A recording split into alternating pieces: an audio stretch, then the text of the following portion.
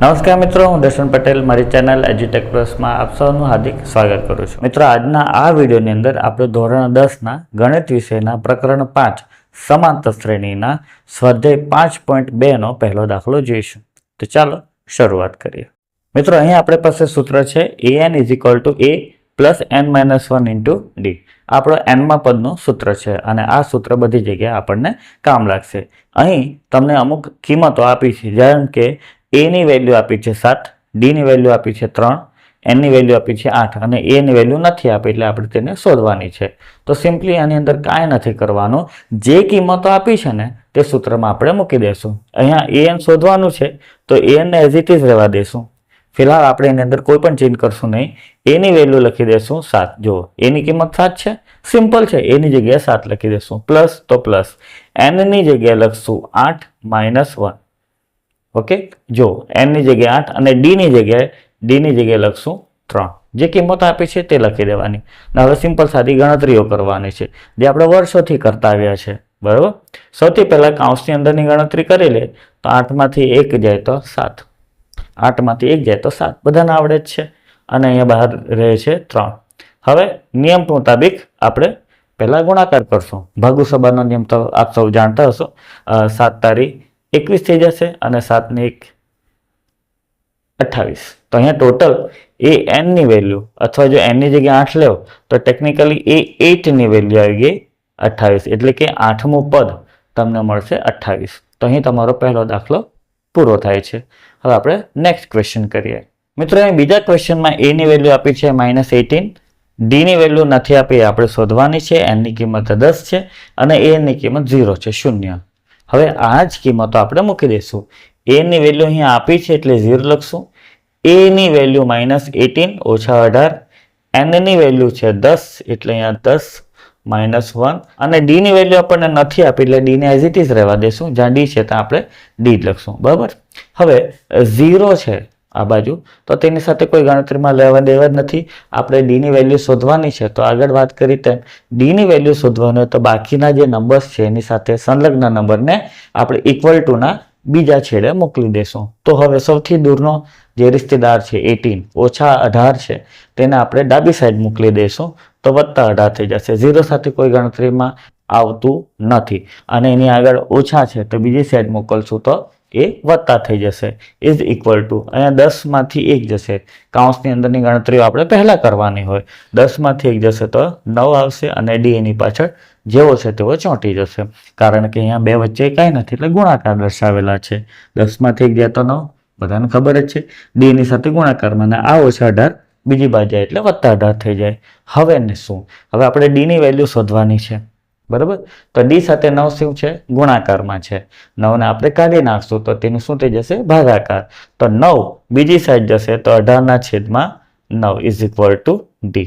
તો હવે તમને બધાને ખબર છે 9 એકામાં 18 આવે જ છે, એટલે કે 9 દુ 18, એટલે d ની વેલ્યુ તમને મળે છે 2. તો મિત્રો, આ રીતે બીજો ક્વેશ્ચન પણ અહીં પૂર્ણ થાય છે. હવે આપણે ત્રીજો ક્વેશ્ચન કરીએ. ત્રીજા ક્વેશ્ચનમાં કંઈક આ પ્રકારની કિંમતો આપી છે. અહીં તમને a ની વેલ્યુ નથી આપી, d ની વેલ્યુ -3 છે, n ની વેલ્યુ 18 અને a ની વેલ્યુ છે -5. તો હવે આ બધી કિંમતો આપણે સૂત્રમાં મૂકી દઈએ. a ની કિંમત છે -5, a ની કિંમત આપણને ખબર નથી તો એઝ ઇટ ઇઝ એ જ રહેવા દેશું. n ની કિંમત આવે છે 18 -1 અને d ની કિંમત છે -3. માઇનસમાં કિંમત છે એટલે હું કાઉન્સ કરું છું તો થોડું સારું લાગે આપણને કાઉન્સ હોય તો.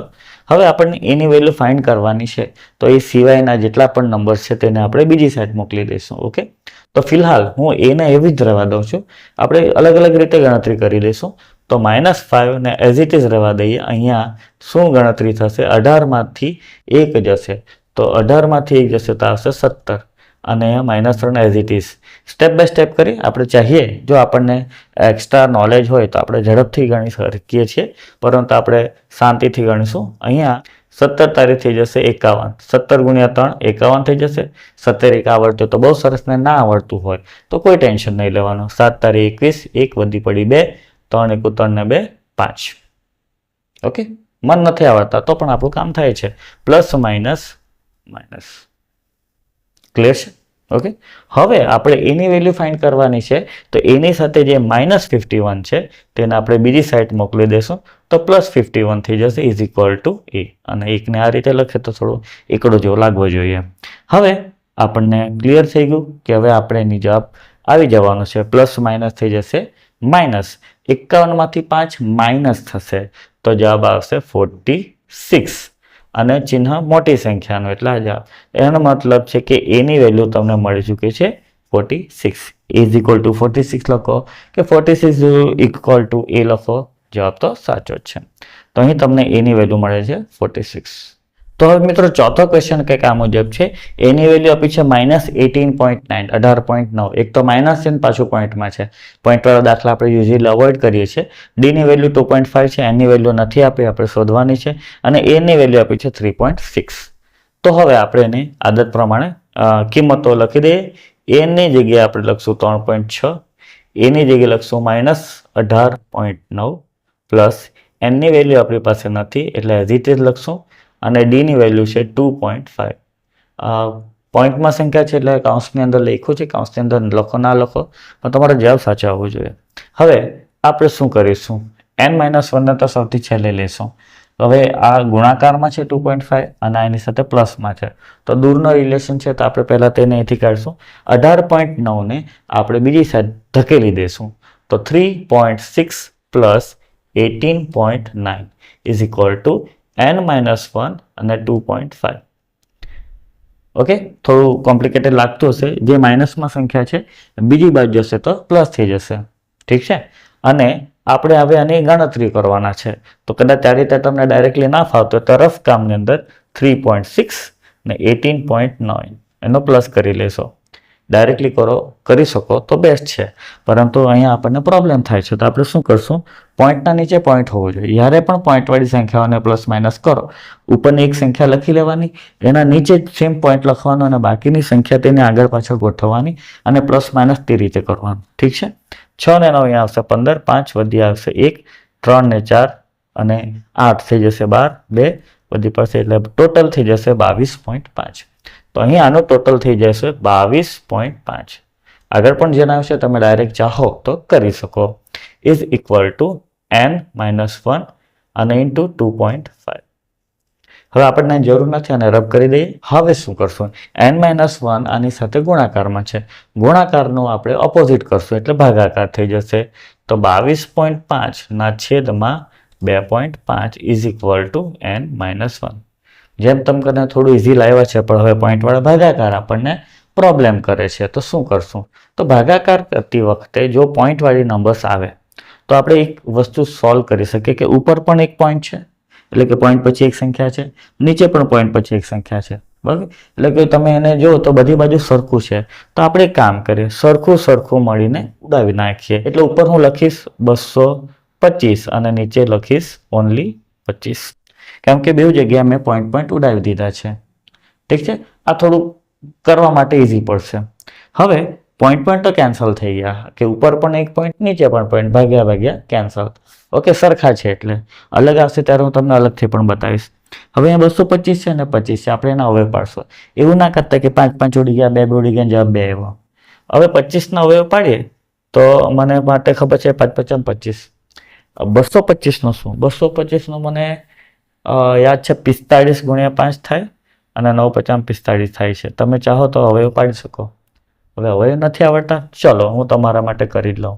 225 કરીએ, હવે એના ભાગ્યા 5 કરીએ તો 5 ચોક 20 થશે અને 25 બચ્યા એટલે 5 50 25. ઓકે, 45 આવી ગયા અને 45 એટલે 9 50 45. જે રીતે તમને ફાવે તમે કરી શકો. હવે અવયવ પડ્યા બાદ ઉપર 5 નીચે 5 કેન્સલ થાય. ફાઇનલી n-1 તમારો આવશે 9. અહીંયા જે 9 બચ્યો છે તે અહીં લખેલ છે, પણ હજી કિંમત નથી મળી. એનની કિંમત -1 કરવાથી મળે, તો -1 આ બાજુ જશે તો એ થઈ જશે +1 અને ફાઇનલી એનની કિંમત આપણને મળે છે અહીં 10. બસ આટલી મહેનત કરવી પડે ત્યારે એનની કિંમત મળે.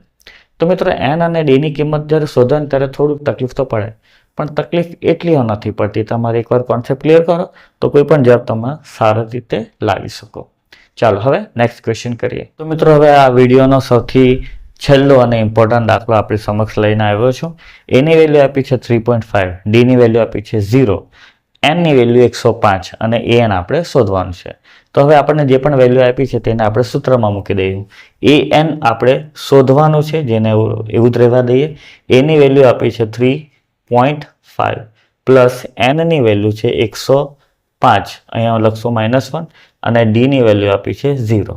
ઓકે, તો આ કન્ફ્યુઝિંગ ક્વેશ્ચન છે, પણ એમ જોવા જાય તો સૌથી ઇઝી છે. હવે અહીંયા કઈ ગણતરી થશે? 3.5 ને એઝ ઇટ ઇઝ રહેવા દઈએ. પહેલાં અહીંયા થઈ જશે 104 ઇન્ટુ 0. કદાચ કોઈ વિચારતો હશે કે ભાઈ આ ગણતરી કેમ કરો છો? આ તો સિમ્પલ છે, બધું ઇઝીલી થઈ જશે, પણ ખાલી સમજાવવા માંગુ છું. 0નો આ નંબર સાથે કેલ્ક્યુલેશન થશે તો શું થશે? 0નો કોઈ પણ સંખ્યા સાથે ગુણાકાર કરો તો જવાબ કેટલા આવે? 0. ઓકે, તો આ તો ખાલી બતાવવા માટે થોડું લાંબુ કર્યું છે, પણ તમને ખબર જ છે કે 0 સાથે કોઈ પણ સંખ્યાનો ગુણાકાર કરવાથી ફાઇનલ આન્સર 0 જ આવશે. તો અહીંયા 0 પ્લસ કરો કે 0 માઇનસ કરો કોઈ ફરક પડતો નથી. આ પાછળની આખી ટર્મ જ કેન્સલ થઈ જાય છે. તો આ 0 થઈ ગયું. તો હવે ઓબ્વિયસલી જે બચે છે 3.5, એટલે એ એનની વેલ્યુ જે છે 3.5. તો તમે જો ધ્યાન રાખો, આપણે જ્યારે શ્રેણી શીખેલા, જો તફાવત કોઈમાં 0 હોય એટલે કે કોઈ ચેન્જ જ નથી થતો, તો જે પહેલું પદ છે તે જ છેલ્લું, બીજું, ત્રીજું કોઈ પણ પદ, બધા પદો સરખા જ હોય છે. ઓકે, તો આ બાબત તમે થોડું ધ્યાનમાં રાખજો. તો મિત્રો આજના વિડીયો માટે આટલું જ. જો તમને વિડીયો સારો લાગ્યો તો લાઈક કરજો, અને જો મારા લાયક કોઈ સુઝાવ હોય તો કમેન્ટ્સ પણ જરૂર કરજો. વિડીયો સારો લાગે તો પણ કમેન્ટ જરૂરથી કરજો, અને તમને લાગે કે આ વિડીયો કોઈને શેર કરવા જેવો તો શેર કરજો. અને આ જ પ્રકારના વિડીયો અગર હું લાવતો રહું અને આપ જેને મિસ ના કરવા માંગતા હોય તો ચેનલને સબસ્ક્રાઇબ જરૂરથી કરજો. ચલો મળશું નેક્સ્ટ વિડીયોમાં. ત્યાં સુધી જોતા રહો એડ્યુટેક પ્લસ. ધન્યવાદ.